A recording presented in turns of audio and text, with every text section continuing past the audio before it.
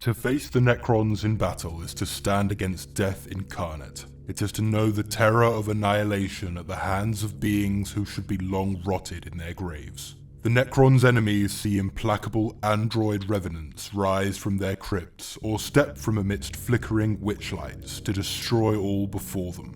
In return, the Necrons see only vermin, interlopers, and savages that must be eradicated in order for their mighty dynasties of old to rise again. Once, 60 million years ago, the Necrons' armies might have achieved their galactic conquest with singular efficiency, yet aeons of slumber in cold stasis have seen madness creep into the minds of their noble masters, as the stately dance of their stars themselves has scattered and ravaged their worlds. What arises now to reclaim the galaxy is an altogether more twisted species, scattered, factionalized and riven by an insanity that has transformed many of their number into walking nightmares. The Necrons of the 41st millennium are a dark reflection of their faded glories, yet they are no less deadly for all this. In monstrosity and madness, the Necrons are rendered more terrible than ever before.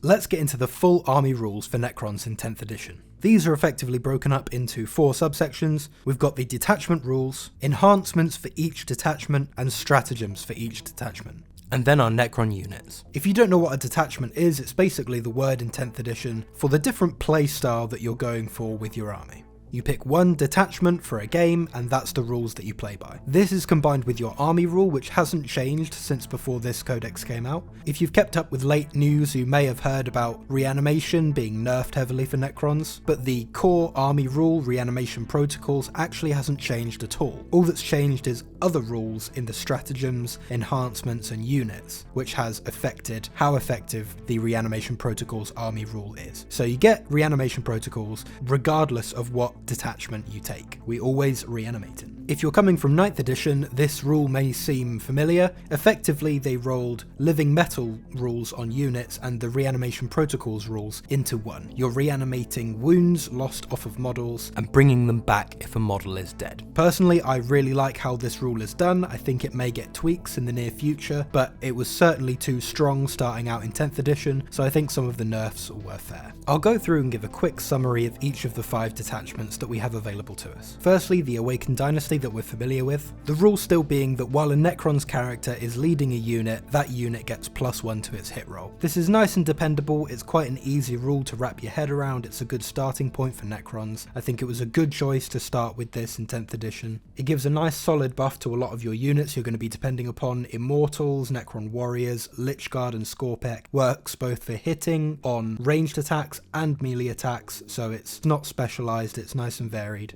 I think this detachment has received some of the heavier nerfs because it's been around longer, they've got a better idea what to bring down. In the enhancements, previously we had the Sovereign Coronal, which was an aura. This has been renamed to the Phasal Subjugator, which no longer has the ability to give leader shenanigans to any units, instead it just gives a flat +1 to the hit roll. This is unfortunate, I felt like it was quite a creative enhancement to have. If you could figure out how to finagle it into a unit to cleverly give buffs to a vehicle or something, that was quite nice. It wasn't overpowered, it was just something that you had to spec into, and that's been taken away. The Hypermaterial Ablator has now been renamed the Netherrealm Casket, and you no longer get the benefit of cover if you're inside 12, it only gives you stealth, which is fair enough. It was quite strong before, they were all strong before. Now I feel like Veil of Darkness and Sempiternal Weave are probably stronger for their points. And the stratagems as well, I feel like they took quite a heavy hit. Protocol of the Hungry Void is no longer stacking. Protocol of the Conquering Tyrant no longer gets rerolls to wound, instead it's just rerolls to hit, which for 1 CP they're already quite readily available in the Necron Codex, but it could have its place. And Protocol of the Vengeful Stars has now been nerfed, and it also costs 2 CP, so that's probably never going to get used anymore by anyone. Being able to shoot back is nice, but not at those costs when it's such a situation dependent thing. It's something you might pull out of the bag once in a series of games. Overall, I still like this detachment. I feel like it is the median for the Necron Codex. It's not super interesting or flashy, but it's nice, you know, it's like Zerakan Dynasty especially in 9th edition, having rerolls to reanimate, it's an easy entry point, and I think that is important in a codex that can be so packed with rules it can be quite confusing. And from there we go into the second detachment, Annihilation Legion.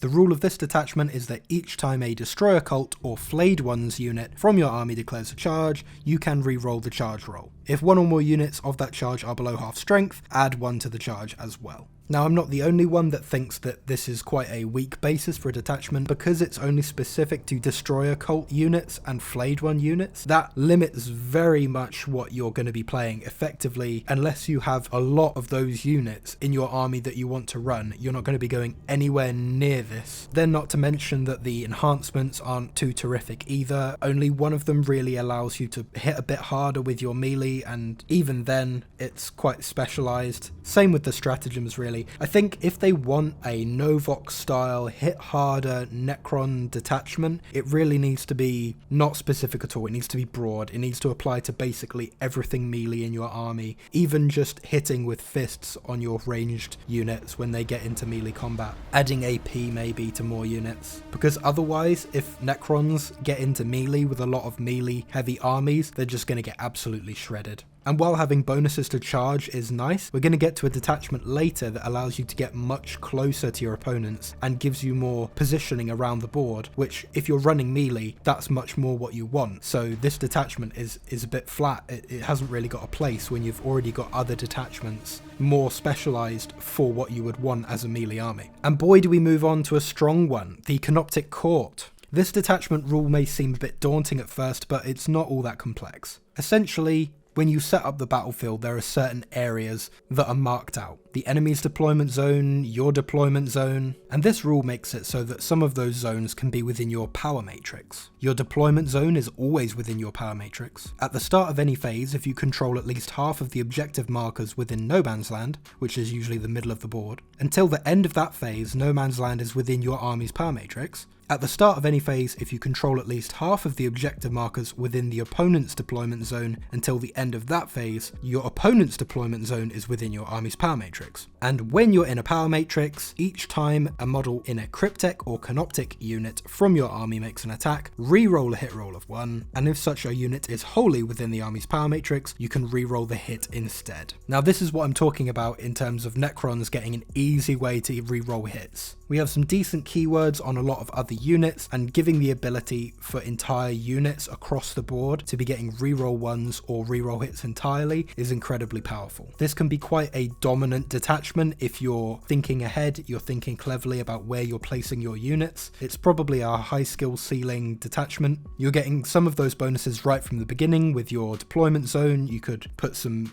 bigger units like the Canoptek Doomstalker in the back there, and it's always going to be getting rerolling its hits. And then if you perform well enough and think well enough ahead and get lucky with those dice rolls, you're going to be getting the upper hand on your opponent on objectives in their deployment zone. It's incredibly strong. The enhancements are also very good. Maybe too good. In a recent 40k tournament, Canoptek Court did very well. There were a couple of players that went away with crushing victories over their opponent. They won every game. And it's not surprising, a high level player can do quite a lot with this detachment. It wouldn't surprise me if we do see nerfs in the future, but as a basis, it's a very solid rule to build a detachment on. So we've got the Dimensional Sanctum Cryptek models. In this unit have the Infiltrator's ability that allows you to get so far up the board so early. That's incredibly strong. Hyperphasic Fulcrum, Cryptek model only, while the bearer leading this unit is wholly within your army's power matrix. Each time a model in that unit makes an attack, reroll a wound of 1. So you're getting rerolling hits and rerolling a wound roll of 1, increasing your effectiveness, very strong. Auto Divinator, Cryptek model. Each time your opponent gains CP as the result of an ability, roll a d6, and on a 2+ you gain a CP, giving you more CP to work with, more stratagems to work with, more availability for you to get clever with your rule use. Very strong. And lastly, Metallodermal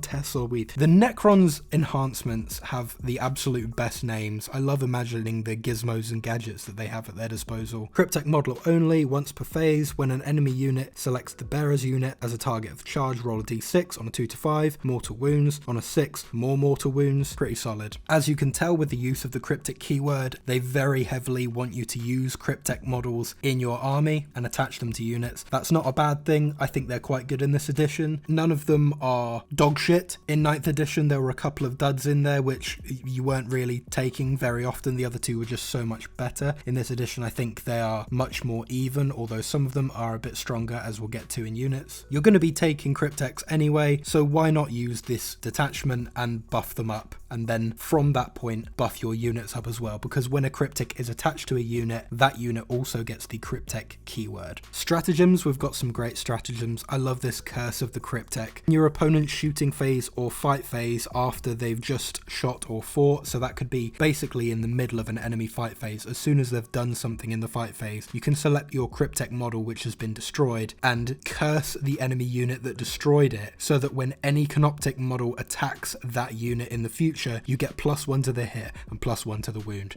That's hilarious. You've got very functional stratagems here as well. The suboptimal facade. Your opponent's charge phase after they've declared a charge, you can select a Canoptek unit that is wholly within your army's power matrix and you get your reanimation protocols. Obviously it has to be within your army's power matrix, but that's incredibly effective, giving you more ways to use your army rule to make your detachment rule better. Penultimately, we have the Obeisance Phalanx. The detachment rule for this one is that in your command phase, select one enemy unit until the start of your next command phase. Each time an Overlord, Lich Guard or Triarch unit from that army makes an attack that targets that unit, add 1 to the wound roll. This is basically Oaths of Moments for Necrons. I don't mind it too much. It's more rerolls. It's not a very interesting rule. However, it is quite a fluffy rule from my perspective. I like rules that focus on the Necrons' hierarchy of power, and that's very much what this detachment is. You're taking your Overlords, and it also gives some buffs to Lich Guard and Triarch units, which I feel are now a little bit weaker than they used to be, which is nice. The enhancements aren't bad, the stratagems aren't bad. I feel like this has a nice place. Again, it's not standout, but it's nice.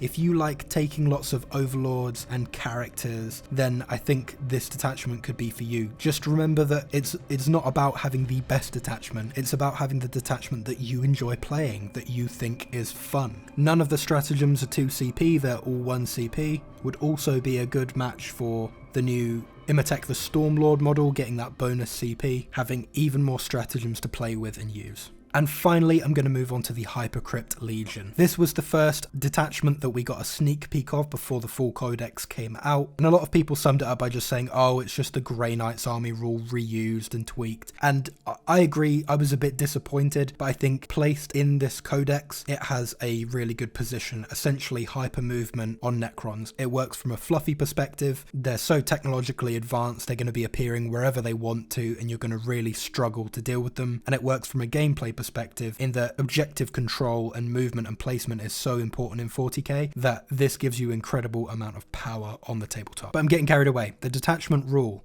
At the end of your opponent's turn, you can select a number of Necron units from your army. The maximum number of units you can select depends on the battle size: 2 for incursion, 3 for strike force, 4 for onslaught. Once you have made your selection, remove those units from the battlefield and place them into strategic reserves. Effectively, what this means is that at the end of your opponent's turn, you're picking up to 3 units if you're playing 2,000 points and just taking them off the board. And then at the start of your next turn, you're then putting them back on the table. The enhancements are all available to put on Necrons models. This is good. That's the most common keyword in the Codex for units. It means you've got a lot more availability where to put these enhancements. And the first, especially of the enhancements, is just straight away a buff to hyperphasing. I can't imagine if you wouldn't be taking this for your army. It's an auto take. Dimensional Overseer, Necrons model only while the bearer is on the battlefield or in strategic reserves. Add 1 to the number of units in your army that you can select for the hyperphasing rule. So if you have that on a model and it's not dead, you're immediately taking 4 units to put into strategic reserves instead of 3. Solid. You're never not taking that, ever. The Osteoclave Fulcrum, Necron's model only, models in the bearer's unit have the deep strike ability. Again, put that on a unit, it's got deep strike, you can put it wherever you want on the board when you're pulling it in from strategic reserves, which you're always going to have a model in strategic reserves with this army. So the enhancements might not be incredibly interesting, but they are straight away solid buffs to hyperphasing. You're always going to be using them with your army rule. Then in the stratagems, one that especially caught my eye, Reanimation Crypts, your command phase, select a Necron's Warlord. For each of your Necron's units that you have in reserves, reanimation protocols activate. In the turn order, effectively, what this means is that at the end of your opponent's turn, you'll take the models that you want to put in reserves off the board. Then in your command phase, you can use this stratagem for 1 CP to use reanimation protocols on those units in reserve, as normally the reanimation protocol stratagem requires the units to be on the board. Then next in your movement phase, you can put the units back on the board from reserves in whatever order you want to. So that's just a brief summary of detachments in this book. I think quite solid. There's only one that's obviously a steaming pile. The rest I think have a nice place. Some stronger than others obviously, but that's okay. It's not always about being the best. It's having a nice varied range of playstyles that you can choose from as a Necrons player. You don't want to be playing your army and getting bored of it after a couple of weeks. You want more playstyles to dip into, different combinations to play with. I think a lot of these play very well with the unit choices that you have.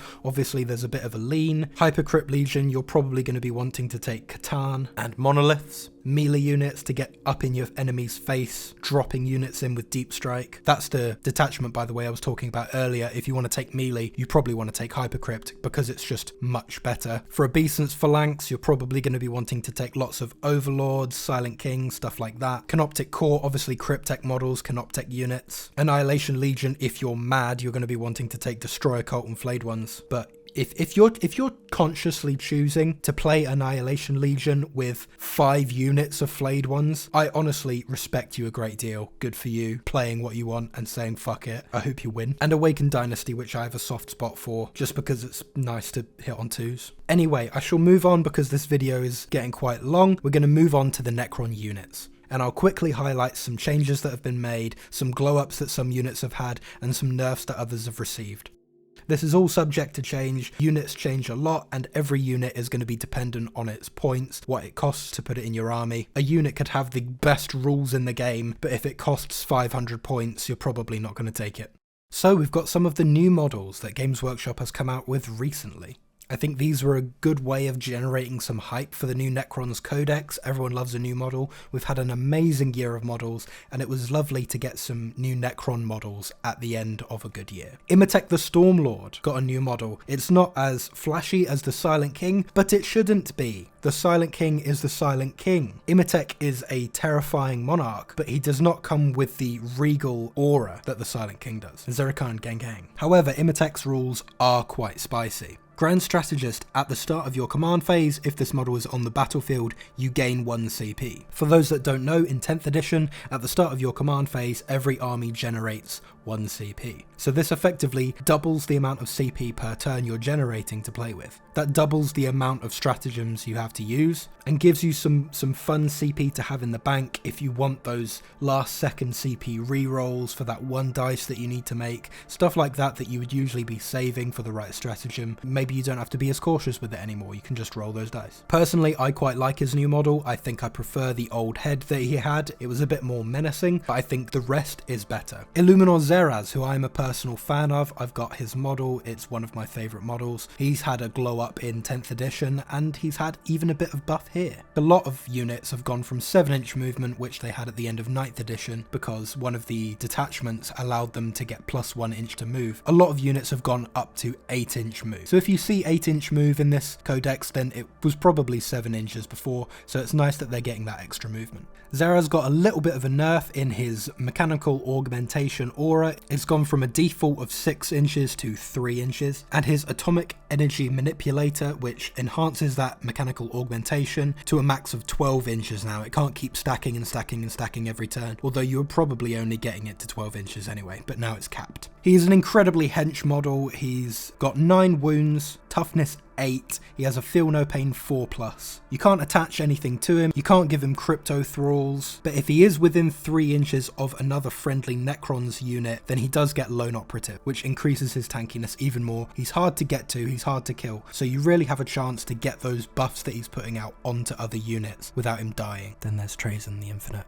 who still hasn't had a model refresh, and his rules are still absolute garbage, and I'm quite upset about it. Come on, man, give us a Black Library release. Give my boy a short story, release his model. We can have Orokin and Trazen together on a tabletop. Come on, think about it. Speaking of Orokin, he's got a flashy new model as well. He has excellent rules this edition, which has probably helped him get a new flashy model. Once per battle at the start of a fight phase, he can go into his monkey mode. You triple the attacks and strength of his Staff of Tomorrow, and every successful wound roll is a critical wound. So not only is he probably going to be with a beefy unit, he's now the only Cryptek that can actually lead Lichguard and give them a 4-up invulnerable save without their shield. But if you get him into melee, he's absolutely going to bonk.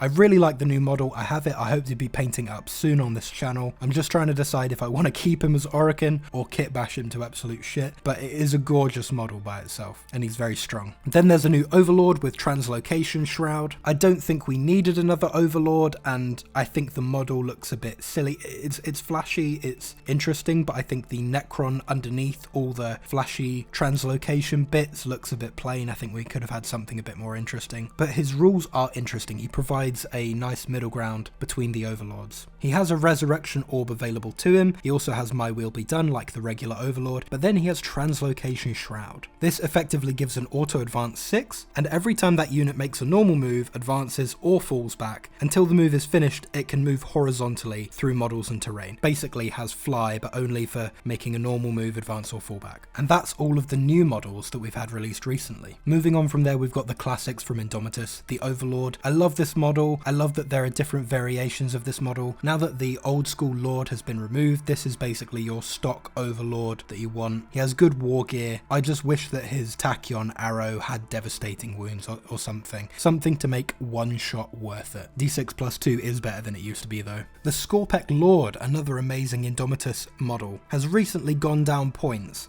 I'm not sure if it justifies his cost yet, but he's more interesting than he used to be. Again, he got that movement increase. I think his Flensing Claw should have extra attacks. It's not like it would break his model, as his Mythic Annihilator doesn't have pistol, so you're not going to be using that in engagement range. He does have the ability to do some mortal wounds, and of course you can attack him to Skorpek Destroyers, making that unit a bit tougher, which Skorpek Destroyers need a bit really because of what they're competing with now, but we'll get onto that in a minute. The Locust Lord, again up to 8-inch move. Another model that could really do with a refresh, but also another model that I have personally kit bashed myself and look forward to painting up on the channel, so like and subscribe if you want to see that in the near future. Unfortunately, the only models that this unit can lead are the Locust Destroyers and the Locust Heavy Destroyers. It does have some decent buffs for those units, but I feel like you're not really going to be taking the cost of a Locust Lord to put with units that are going to sit in the backfield and snipe at enemies. Then we have one of the absolute cheapest character units in this codex, the Royal Warden. Now that they've changed his adaptive strategy ability back to how it used to be in 9th edition, I think this guy might be an auto-include if you have any Immortals or Necron Warriors in your army list. The adaptive strategy ability now gives the unit the eligibility to shoot and declare a charge in a turn in which it fell back. This means that if you've got some melee unit that's charged into your Necron Warriors, for example, the Necron Warriors are not going to be doing great in melee. The Royal Warden is going to allow them to fall back and then in their shooting phase shoot into those charging attacking units, giving them the potential to do some extra damage before they're killed if they're killed. Onto the Crypteks, and here's where we've had quite a large change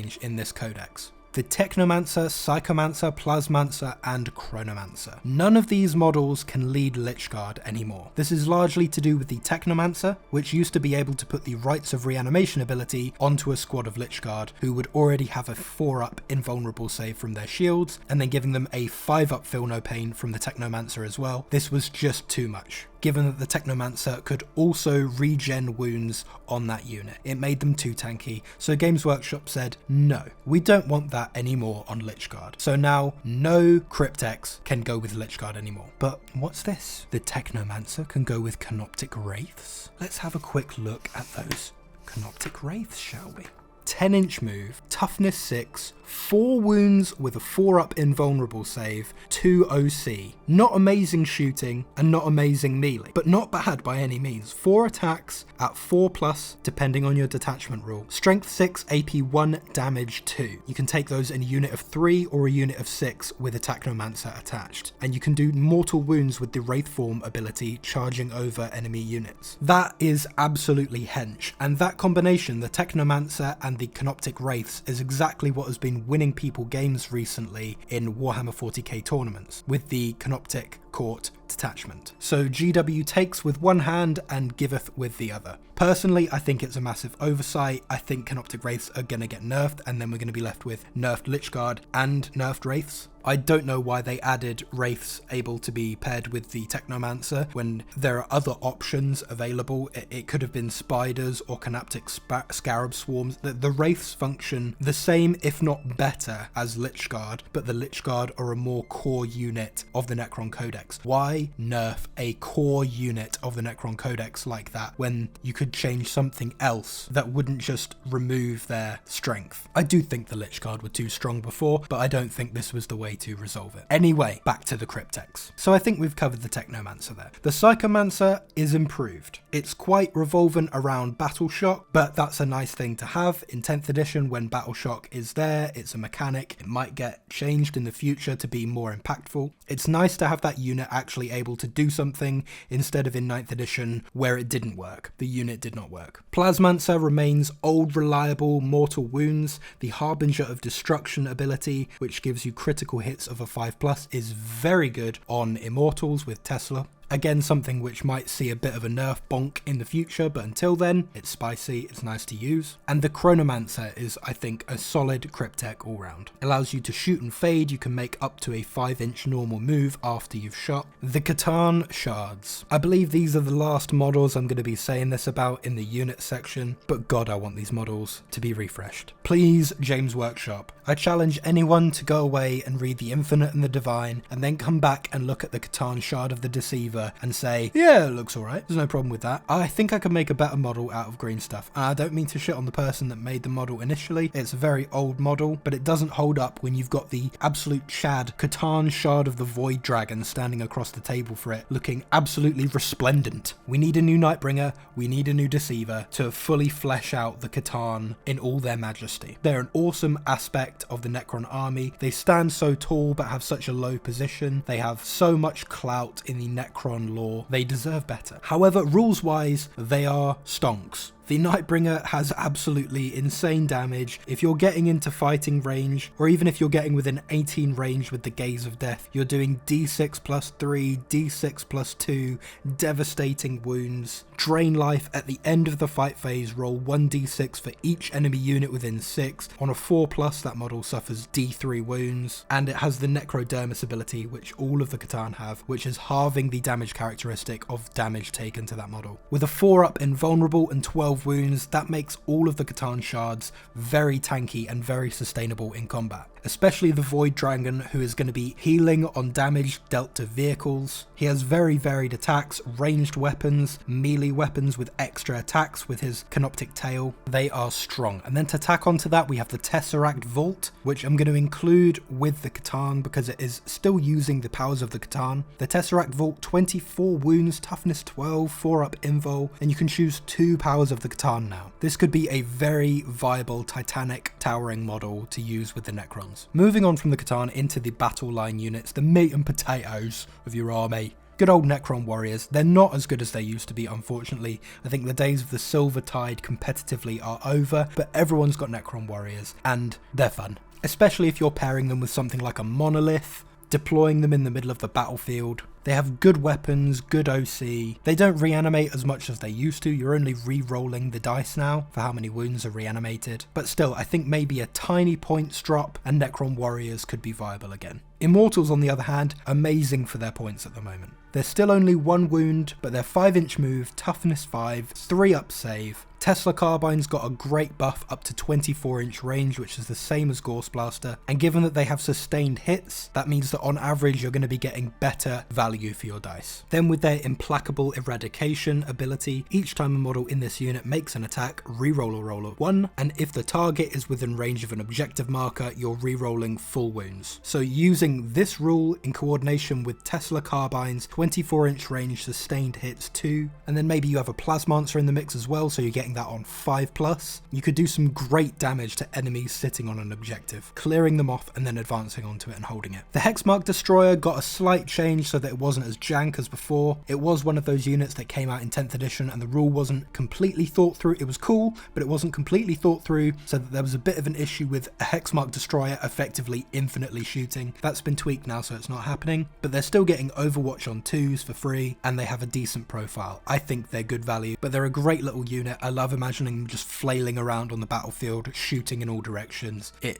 brings joy to my heart. Lichguard, oh Lichguard. Oh, you poor boys. Not as strong as they once were without the support of Cryptex, but still just absolutely iconic units. I think Necrons and I think Lichguard straight away in my mind. They're probably some of the most important units in the Necron world. I don't know what buff you could give them. I think maybe Hyperphase Sword being 2 damage and War Scythes being 3, but then they have devastating wounds that might be a bit too strong. The best way to run them at the moment is probably still with Dispersion Shield, Hyperphase Sword, maybe run them in blocks of 10. They're still good value, they're still cheap units, it's just that they're outshone at the moment by Wraiths in every single way. But I will still be running them because I love them. Triarch Praetorians, it has some ranged attacks as well as melee attacks, and they have fly. They also have deep strike, I suppose, so they might have some sort of synergy with Hypercrypt Legion, or even the Obeisance Phalanx, getting the buffs that Triarchs get. Deathmarks are still serving their given purpose. I think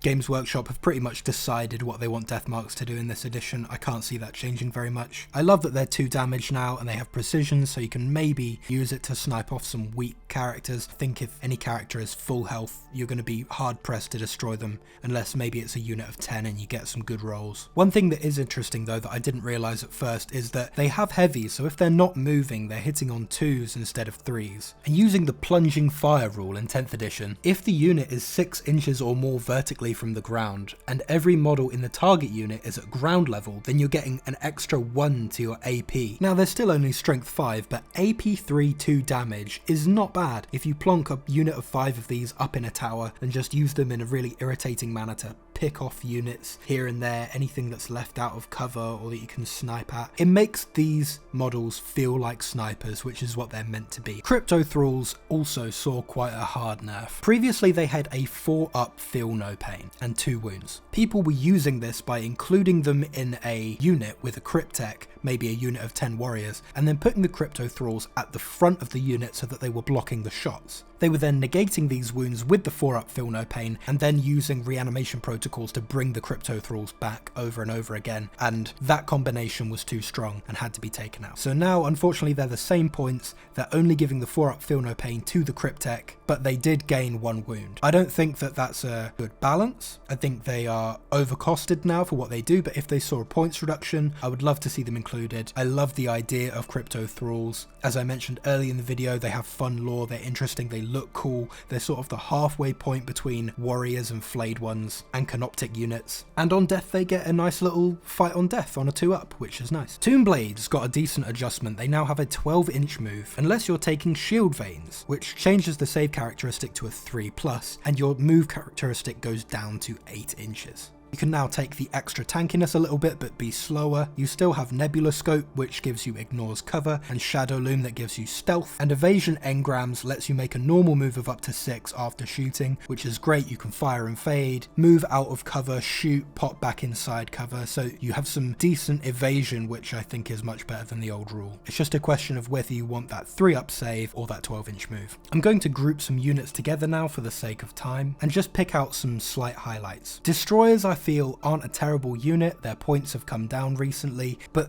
they need a bit more punch. They need something that when they do get in range, they're really hitting without the help of a character buffing them up. Something to stand on their own 3 legs? No legs? Tails? Who knows? Still have the ability to buff up Scorpek destroyers and Ophidian destroyers with the plasma sight. If I'm reading the rule right, you can take as many plasma sights as you want in the unit, and each time you're using the plasma sight, you're taking one off. So I suppose if you had 2 units of 3 Scorpeks, you would get 1 plasma sight in each box, and then you could have 6 Scorpeks with 2 plasma sights, 2 uses of the buff. But I don't see anything here that says that you couldn't buy a bunch of plasma sights on eBay and attach 5 to 3 Scorpeks. Although they wouldn't survive that long because they're not tanky enough. The Locust Heavy Destroyer in Mythic Exterminator, which is an awesome looking bit. I love that gun, it looks so meaty. Now got Rapid Fire 6 and Sustained Hits 1. That means that if you're within 18 inches, you're getting a lot more attacks. It's still heavy, so you're either hitting on BS2 or BS3. A lot of attacks with sustained hits. I don't think we need the extra shots, but it is an interesting purpose to give the Mythic Exterminator rather than everyone just auto-taking the Gorse Destructor, which also has lethal hit. The Canoptek Reanimator got its aura nerfed down to 3 inches. Again, more nerfs to reanimation protocols overall, we're not just getting everyone back up again, but I still think that the Reanimator holds a good purpose. It's just trying to keep it safe so that your enemy doesn't blast it off the board. Although 6 wounds with a 4-up Feel No Pain isn't too bad, it's just that it's going to get targeted, and there are plenty of things in 40k that can shoot a Canoptek unit off the board in 1 turn of shooting. Everyone sleeps on the spiders. I think spiders have a good spot, especially now with the Canoptek Court. They probably have even more usability. They have some good buffs, especially anti-Psycho with the Gloom Prism. And they look cool. Little spider boys. Love them. Already talked about Canoptek Wraiths. I refuse to elaborate. The Doomsday Arc Cannon went up to strength 18, which is absolutely ridiculous. AP 4, damage 4. The Doomsday Arc is solid now. It's still more solid than the Canoptek Doomstalker at strength 14, AP 3, damage 3. But he's got the bigger dong. He's shooting with the bigger stick. Again, the Canoptek Doomstalker has those benefits, the same as the spiders that I mentioned. It can be used in the Canoptek Court Detachment. The Doomsday Arc, you could use it, but you're getting the benefits of Canoptek, so it makes more sense. It's also cheaper. But the Doomsday Arc by itself, as it is one of the most prolific vehicle units in the Necron army, I think it's still very solid. Less so for the Ghost Arc now, given that reanimation protocols are less prominent. Controversially, I also think that the Doom Scythe is quite viable. Reading through the abilities, I think it has great damage potential. The buffs to Tesla, sustained hits 2 with Twin Linked, and the ability Atavistic Instigation. You're basically forcing your enemy to stand firm and take crits on a 5+, or they duck for cover and they subtract 1 from their hit roll for the next turn. That is a massive middle finger to give your opponent from just flying a bird over them. The Obelisk is still a levitating turd. I talked a little bit about the Tesseract Vault earlier. I think that and the Monolith give some great massive vehicle potential to the Necron army. There's only so many models that we have that have the effectiveness of massive tanks or Baneblades or Titans or something moving across the battlefield. The Monolith has excellent shooting and excellent melee, and it has some good abilities as well in the Eternity Gate. If you pair this with the right detachment, I think the Monolith especially could be very effective. It's thick. Boy, it's 22 wounds, 2-up save, and you might be able to, in one of the detachments, I believe there's a rule, to give a vehicle a 4-up Feel No Pain. A real centerpiece for your army, I think, has given value back to the Monolith again on the tabletop. So thanks for watching this video about the units and rules for 10th edition Necrons. If you have any combinations that you think I've missed, or any detachments in particular that you think are underrated or overrated, get down in the comments and let me know. Let's have a discussion. If you want to purchase this codex, then use my Element Games affiliate link down in the description and get yourself a discount. And also, if you want to know more about the lore of Necrons in 10th edition in this codex, then check out my other video explaining all of that. Thanks, and have a good one.